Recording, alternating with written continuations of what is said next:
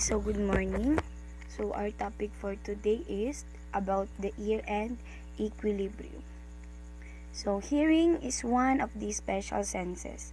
It has a ability to detect range of sound frequencies such as pitch and intensities. Okay, so there are two types of equilibrium. The first one is the static. Okay, so it determines position relative to a center of gravity. So right side, upside down, or in between. Okay, so the next one is the kinetic.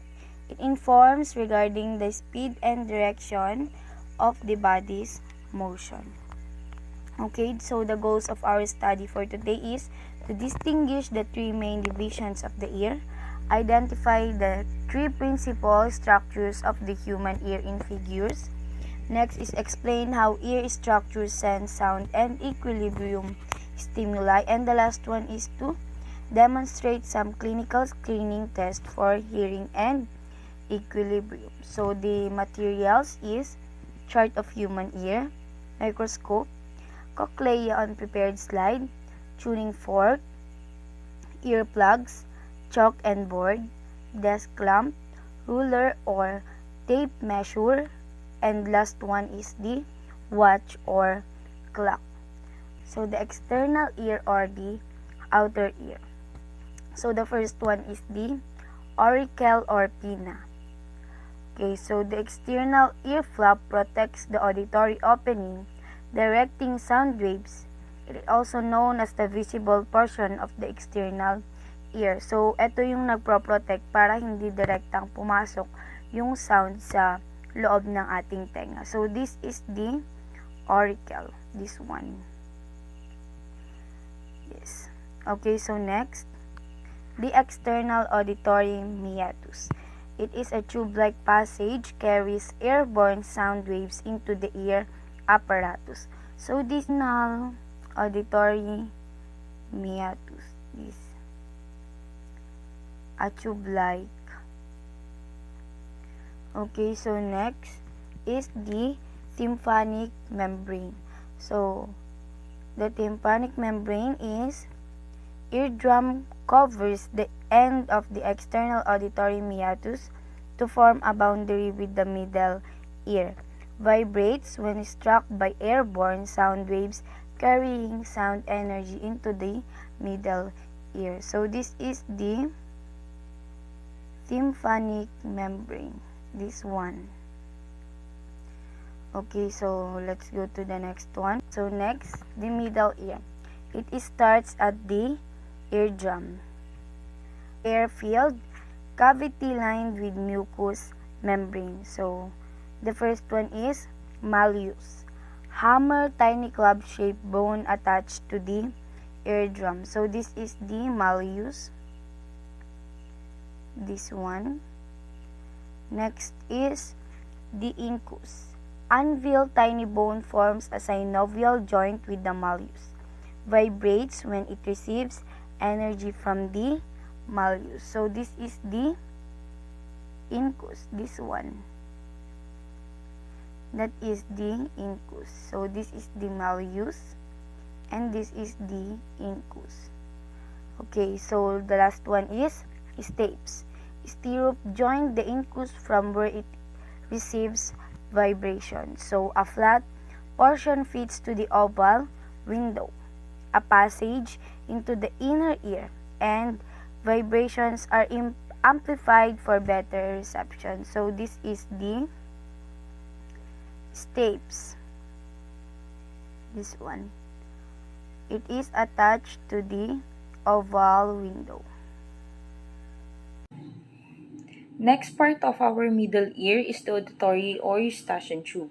This is a collapsible tube running between the middle ear and the pharynx.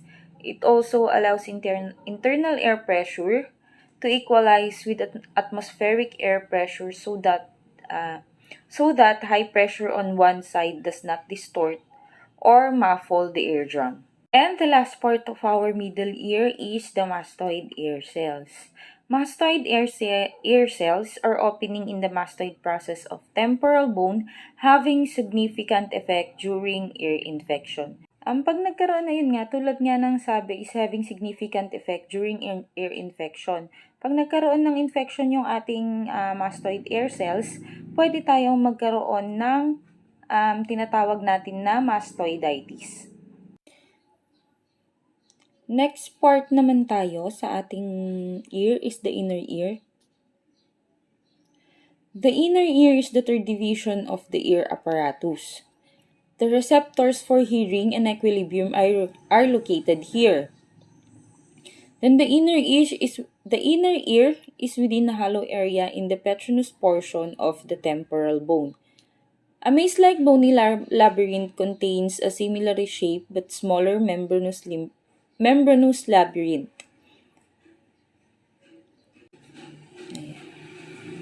The fluid inside the membranous labyrinth is called endolymph, and the fluid around outside the membranous labyrinth is called perilymph. Ayan, labyrinth has three regions.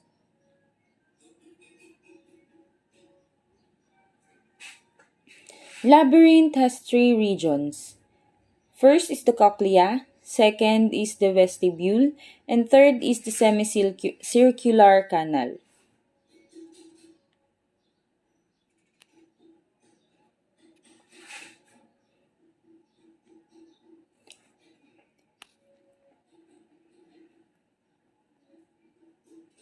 Cochlea. Cochlea is a long passage coiled like snail. Kung mapapansin natin, ito si cochlea is a long passage coiled like snail. A cross-section reveals that the passage is divided into three chambers by a Y-shaped partition.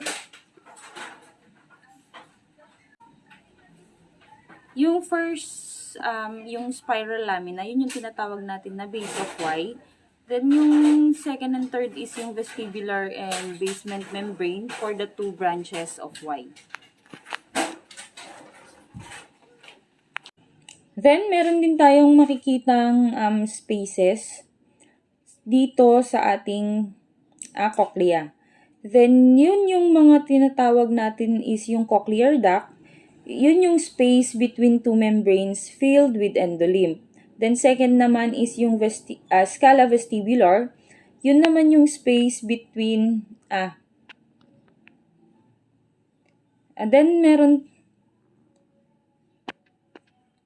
Then, meron tayong makikitang mga spaces sa ating cochlea.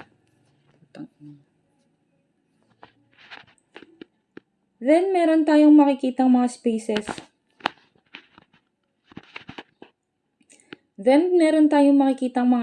Sa ating cochlea. Yun yung tinatawag nating si cochlear duct.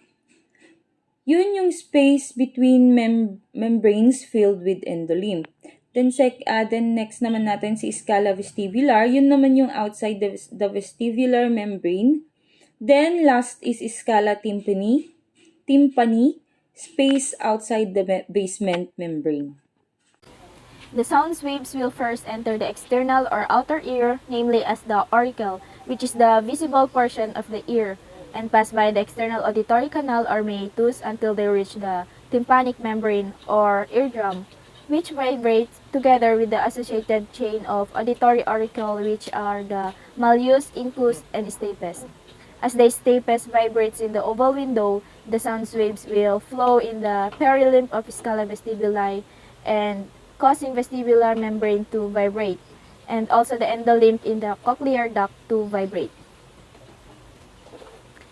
As the hair protruding from an organ of Corti in the basilar membrane vibrates and bent by the tectorial membrane, as the energy travels via the scala tympani to the round window after hair bending that activates receptors on sensory neurons. Cochlear nerve is a branch of auditory nerves or vertebulocochlear nerve, which is number 8 in cranial nerves. It carries information to auditory areas in the brain. It is a sensory organ that transfers auditory information from inner ear, which is the cochlea, and move in the brain.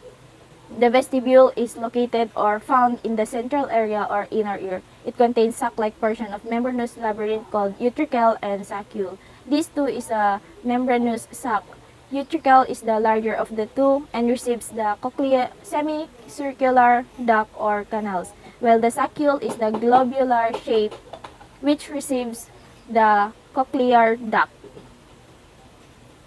Macula is it detects vertical linear acceleration, while otoliths is a gelatin coating embedded with hard, tiny crystal covers of ampulla. This crystal is also known as the otoconio. The word otoliths is from the Greek words otto means ears and lithos means stone. When the head is tilted or bent, the gravity will pull the heavy otoliths and the hairs bend activates receptor potential. CN8 or cranial nerves number 8 is auditory is the one branch of the vestibulocochlear is the vestibular nerve. It is a sensory information regarding effects of gravity is transmitted to the brain. Vestibular nerve is a sensory apparatus that maintain the body or postural equilibrium. Semicircular canals is a tiny fluid-filled tube or tunnels that detects rational movement. Ampulla is a bubbles or swelling part at the bases of the three semicircular canals. Crista ampullaris is a crest of tissues and patch of sensory. It is a sensory organ of ampulla. It has hair cells and supporting cells. When a rapid movement of head or body stimulates hair cells. Cupula is found within the ampulla of the three semicircular canals or ducts.